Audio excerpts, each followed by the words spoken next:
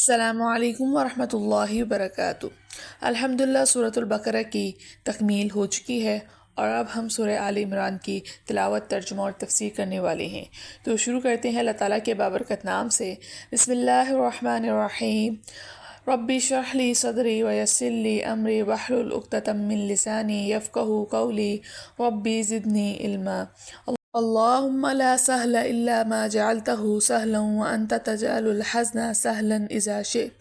رب يسر ولا تعسر وتمم بالخير وبك نستعين يا فتاح يا فتاح يا فتاح۔ اللهم صل على محمد وعلى آل محمد كما صليت على إبراهيم وعلى آل إبراهيم إنك حميد مجيد۔ اللهم بارك على محمد وعلى آل محمد كما باركت على إبراهيم وعلى آل إبراهيم إنك حميد مجيد۔ عمران حضرت مریم علیہ السلام کے والد کا نام ہے،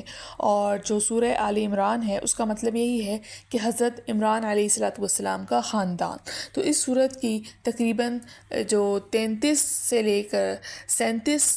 جو آیتیں ہیں، یعنی کہ جو اس کے درمیان کی 4 آیتیں ہیں، ان کے اندر اس خاندان کا ذکر آیا ہے، اور اسی وجہ سے اس سورت کا نام آل عمران رکھا گیا۔ اس سورت کے اکثر حصے اس دور کے اندر نازل ہوئے تھے جب مسلمان مکہ مکرمہ سے ہجرت کر کے مدینہ آ گئے تھے، مگر یہاں بھی کفار کے ہاتھوں سے انہیں بہت مشکلات پیش آئیں، اور کفار جو ہے وہ یہودی خصوصاً وہاں پر تھے تو تنگ بہت کیا کرتے تھے، تو لہٰذا اللہ تعالیٰ نے جہاد کا حکم دیا۔ تو سب سے پہلے غزوہ بدر پیش آیا، جس میں اللہ تعالیٰ نے مسلمانوں کو فتح کی خوشخبری سنائی اور فتح عطا فرمائی، اور جو کفار مشرکین تھے ان کے بڑے بڑے سردار جو ہے اس میں مارے گئے، ابو جہل ہے اور بھی بہت سارے لوگ اس میں مارے گئے۔ اس شکست کا بدلہ لینے کے لیے اگلے سال انہوں نے مدینہ منورہ پر حملہ کیا۔ اس صورت میں غزوہ احد پیش آیا، جس میں مسلمانوں کو عارضی جو ہے وہ شکست ہوئی تھی، لیکن اس کے بعد جو اللہ تعالیٰ نے ان کو بھی فتح دے دی تھی۔ تو ان دونوں غزوات کا ذکر اس صورت کے اندر آیا ہے،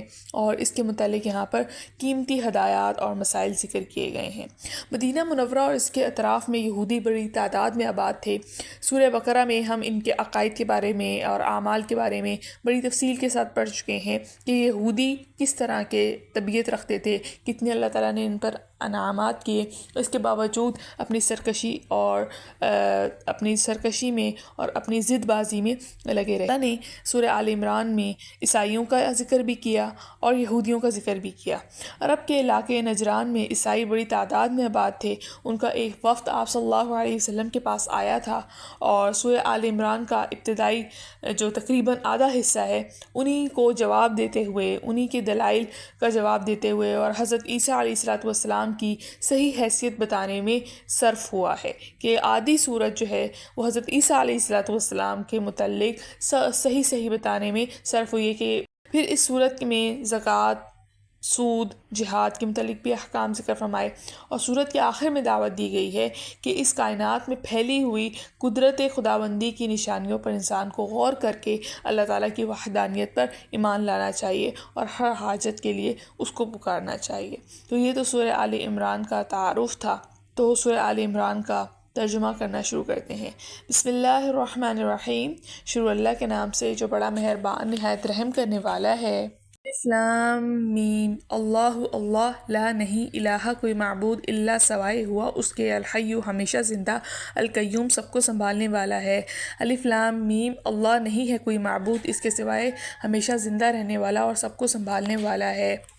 نزلہ، اس نے نازل کیا، علیہ کا آپ پر، الکتاب کتاب، بالحق کی حق کے ساتھ، مصدقاً تصدیق کرنے والی ہے، لما ان کتابوں کی جو بین یدیہ اس سے پہلے تھیں، اور انزلہ، اس نے نازل کی، التوراۃ تورات، اور الانجیل انجیل، اس نے نازل کی آپ پر کتاب، حق کے ساتھ تصدیق کرنے والی ہے ان کتابوں کی جو اس سے پہلے تھیں، اور اس نے نازل کی تورات اور انجیل، من قبل، اس سے پہلے، ہدی للناس، لوگوں کی ہدایت کے لیے، اور انزلہ، اس نے نازل کیا، الفرقان فرقان، انا بے شک، الذین وہ لوگ جنہوں نے کفر کیا بھی آیات اللہ، اللہ تعالیٰ کی آیتوں کے ساتھ، لہم ان کے لیے عذاب شدید عذاب ہے، اور اللہ عزیز غالب ہے، ذو انتقام بدلہ لینے والا ہے۔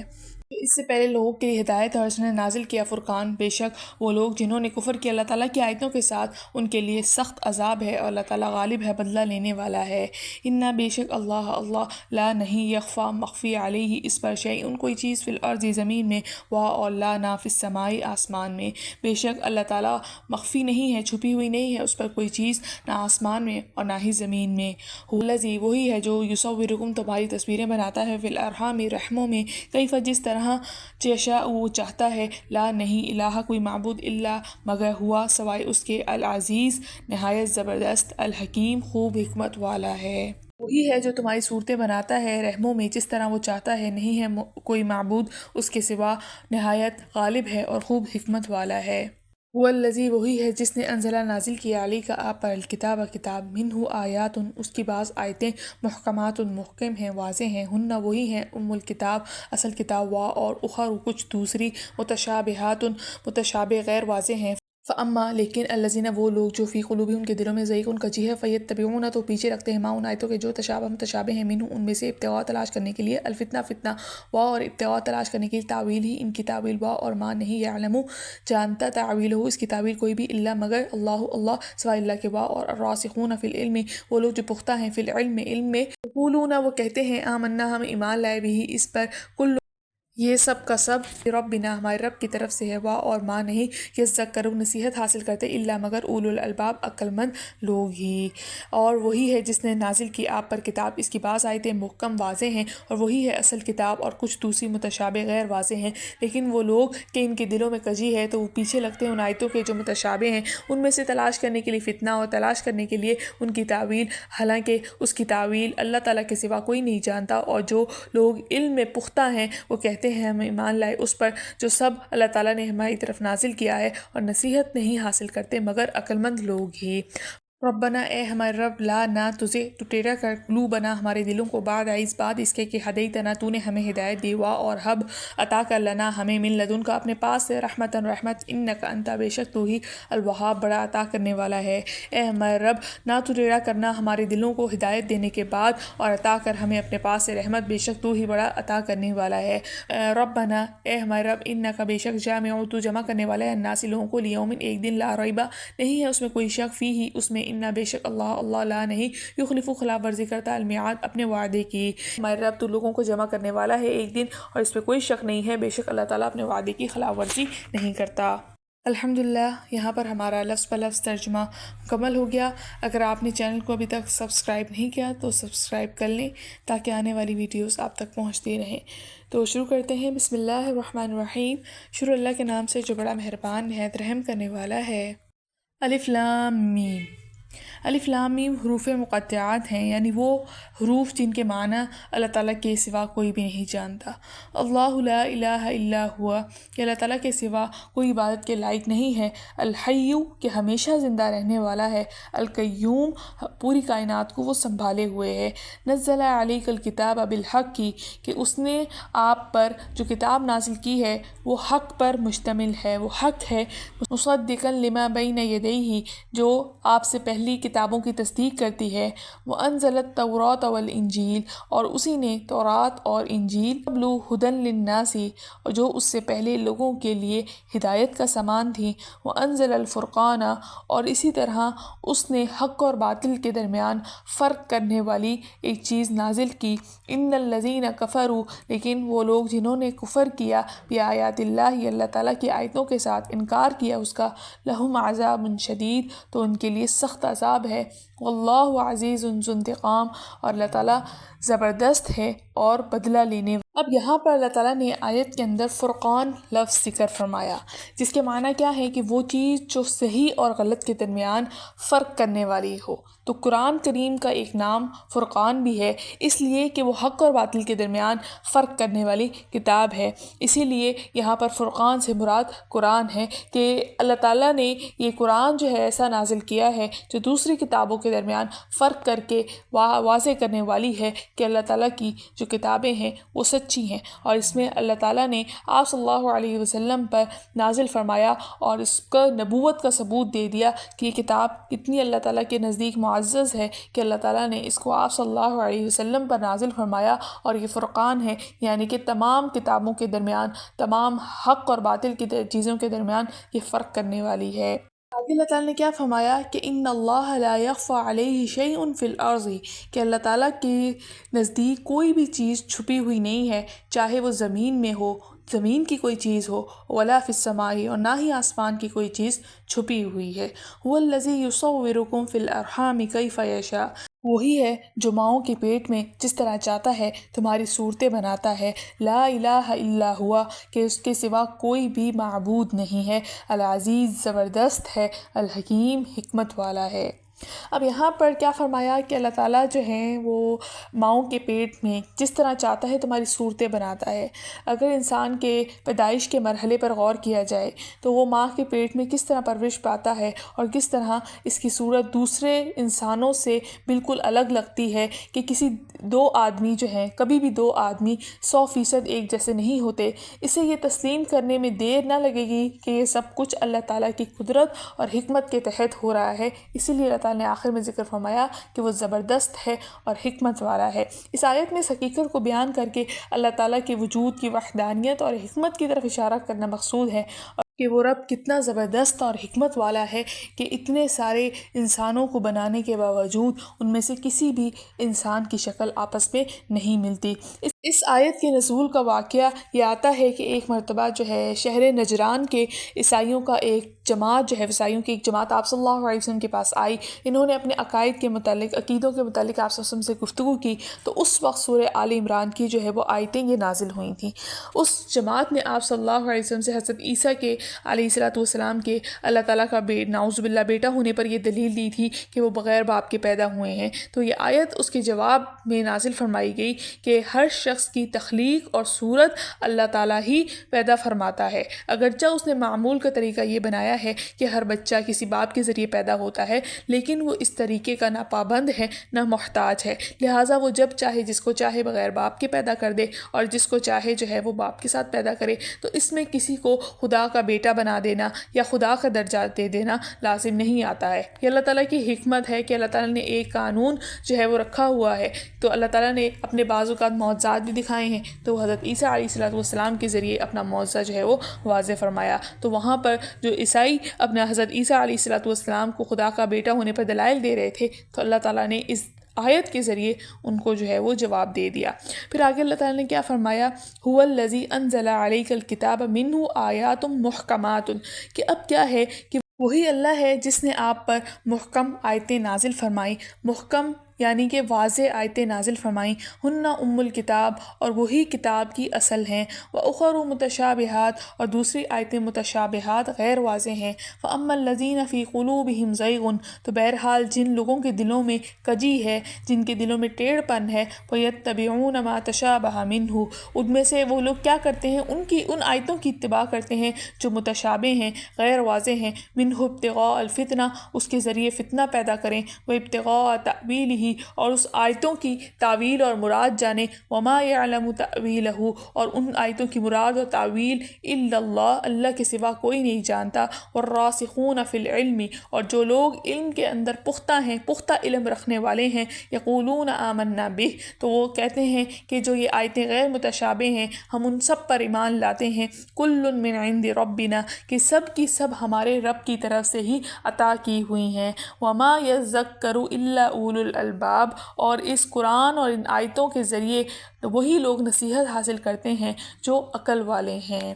اب اس آیت کی حقیقت اور اس کی مراد کو سمجھنے سے پہلے یہ بات جان لینا ضروری ہے کہ اللہ تعالیٰ نے اس کائنات کے اندر بے شمار ایسی چیزیں پیدا کی ہیں جو انسان کی سمجھ میں آنے والی نہیں ہے۔ اس طرح اللہ تعالیٰ کا وجود ہے، اس کی وحدانیت ہے، تو یہ ایک ایسی حقیقت ہے جو انسان اپنی عقل سے معلوم کر سکتا ہے، لیکن اس کی اللہ تعالیٰ کی ذات، اللہ تعالیٰ کی صفات کی تفصیلات انسان اپنی عقل میں سمو نہیں سکتا۔ تو یہ اللہ تعالیٰ کی جو ذات ہے وہ واضح ہے انسان پر کہ وہ ایک ہے، ہے، وہ اپنی عقل سے وہ سوچ سکتا ہے، لیکن اس کی صفات اور ذات کیا ہے، انسان کی عقل سے غیر محدود ہے، اس کی سمجھ میں آنے والی نہیں ہے۔ تو وہ کہ اللہ تعالیٰ نے جہاں بھی اپنی صفات کا، قدرت کاملہ اور حکمت کا ذکر فرمایا ہے، انسان وہاں پر کیا ہے کہ ان پر اپنے عقل سے سمجھ میں آنے والی چیزیں تو نہیں ہیں، تو اس پر خاموشی کے ساتھ عمل کرتا ہے۔ جیسے کہ اللہ تعالیٰ نے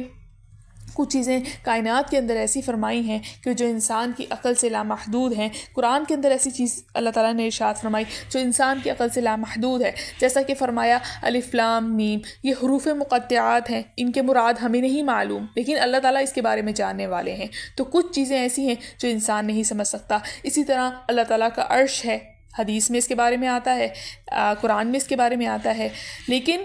عرش کس طرح کا ہے، کیا اس کا جو ہے وہ طریقہ ہے، کہاں پر موجود ہے، تو یہ ساری چیزیں ہمارے علم میں نہیں ہیں اور انسان کی عقل میں سمجھ میں آنے والی نہیں ہیں۔ تو اللہ تعالیٰ نے اس قرآن میں ان آیتوں کے ذریعے بتا دیا کہ کچھ آیتیں، کچھ باتیں اللہ تعالیٰ نے محکم رکھی ہیں، واضح رکھی ہیں، ان کو انسان سمجھ سکتا ہے کہ اللہ تعالیٰ نے فرشتوں کو پیدا کیا، اللہ تعالیٰ نے جو ہے وہ کل قیامت دوزخ، جنت دوزخ کا معاملہ ہوگا۔ انسان کی عقل میں یہ سمجھ میں آنے والی چیزیں نہیں ہیں کہ جنت کیسی ہوگی، دوزخ کیسی ہوگی، انسان نے دیکھا نہیں ہے لیکن اس کو یقین ہے، تو وہ ان چیزوں کو اپنی عقل سے تسلیم کر کے یقین لاتا ہے۔ تو اللہ تعالیٰ نے ان کو واضح کر کے بیان فرمایا۔ اور کچھ چیزیں ایسی ہیں جو انسان کی سمجھ میں آنے والی نہیں ہیں، جیسے اللہ کا عرش ہو گیا، یا اور بھی اللہ تعالیٰ نے جو اپنی صفات بیان فرمائی وہ انسان کی سمجھ میں آنے والی نہیں ہیں، تو اس کے بارے میں اللہ نے فرمایا کہ وہ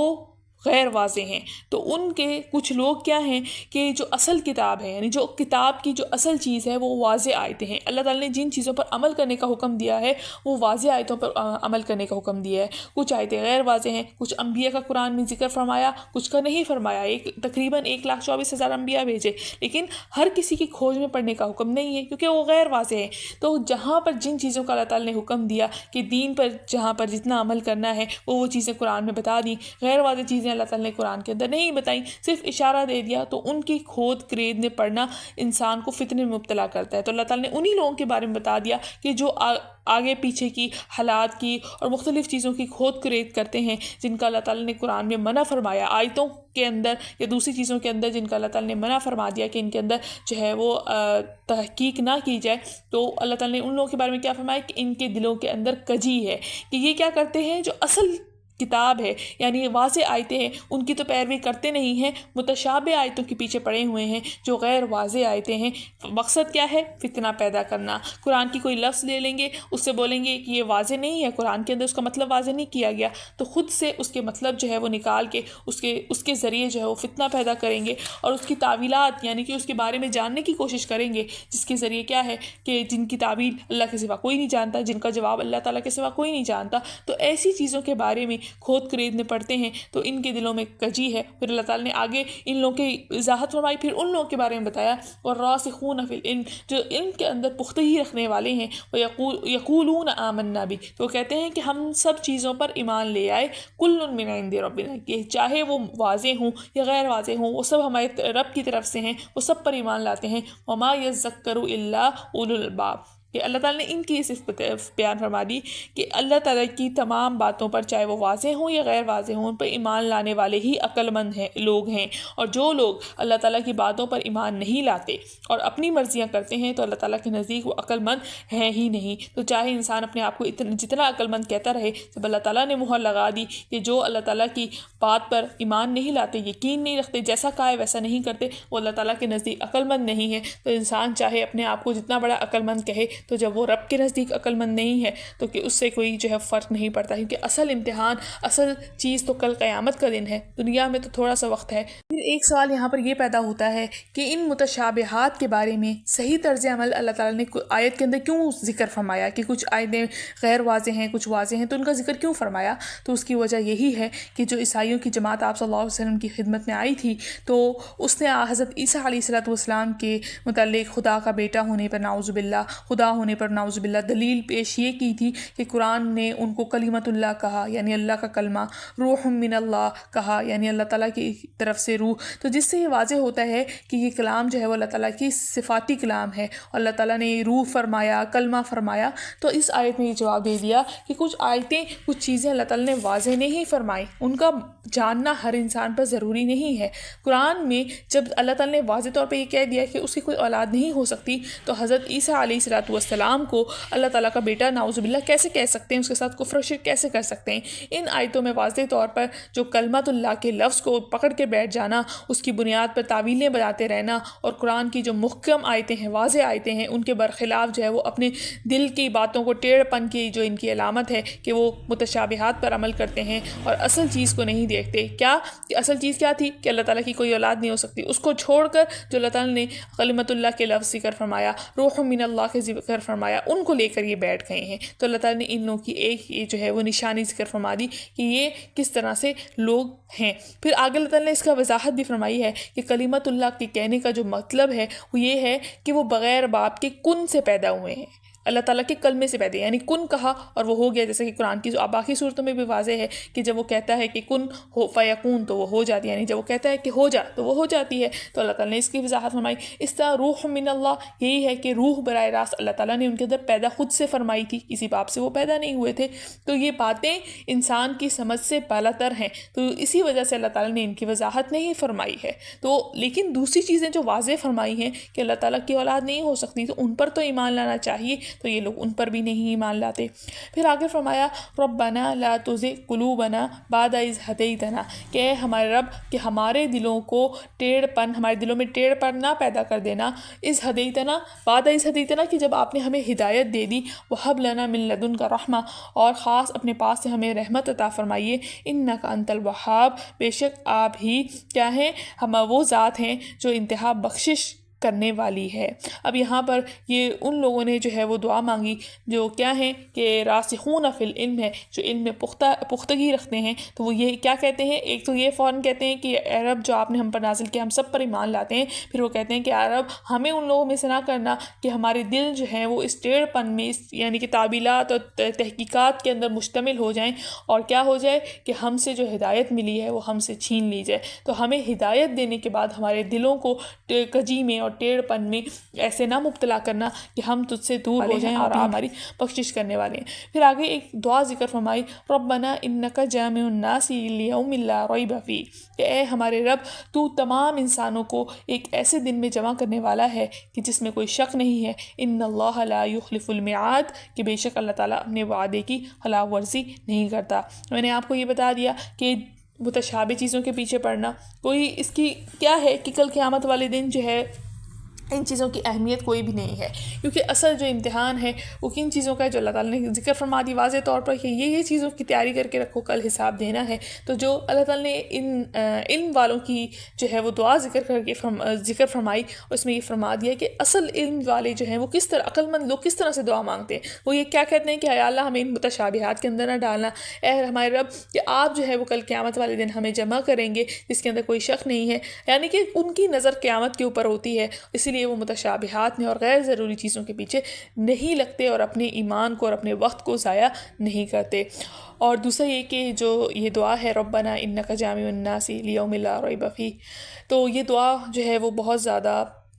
खसूसियत रखती है। ख़ुसूसन कोई चीज़ जो है वो गुम हो जाए या जो है वो खो जाए, तो उसके अंदर तरीक़ाकार यही है कि जब जो है कोई चीज़ आपकी गुम गई, चाहे छोटी से छोटी चीज़ हो चाहे बड़ी से बड़ी चीज़ हो, तो मिल नहीं रही तो फ़ौरन इस दुआ को जो है वो पढ़ना शुरू कर दें, मुसलसल पढ़ते जाएँ, चीज़ को ढूंढें और मुसलसल पढ़ते जाएँ कि रब्बना इन्नका जामिउन नासी लियौमिन ला रैब फीह इन्नल्लाह ला युखलिफुल मिआद। मुसलसल इसका तकरार करते जाएँ और इंशाल्लाह आपको जो है वो चीज़ मिल जाएगी। और ये जो है वो मुजर्रब अमल है, जैसे जैसे आप करते जाएंगे और इंशाल्लाह जो है वो अल्लाह ताला जो है वो आपकी इस चीज़ को जो गुम हो चुकी है फ़ौरन आपके सामने जो है वो कर देंगे। तो नहायत ही जामे दुआ है, अल्लाह ताला ने इसका कुरान के अंदर भी जो है वो ज़िक्र फरमा दिया। तो इंशाल्लाह इसके पढ़ने से जो है वो आपको जो आपकी गुमी हुई चीज़ है, खोई हुई चीज़ है, वो आपको मिल जाएगी। और उम्मीद है कि आपको तर्जुमा और तफसीर समझ में आया होगा और आपने इससे फ़ायदा उठाया होगा। और जाते जाते चैनल को लाजमी सब्सक्राइब कर दीजिएगा। मिलते हैं अगले सबक में, इजाज़त दीजिए। अस्सलामु अलैकुम व रहमतुल्लाहि व बरकातहू।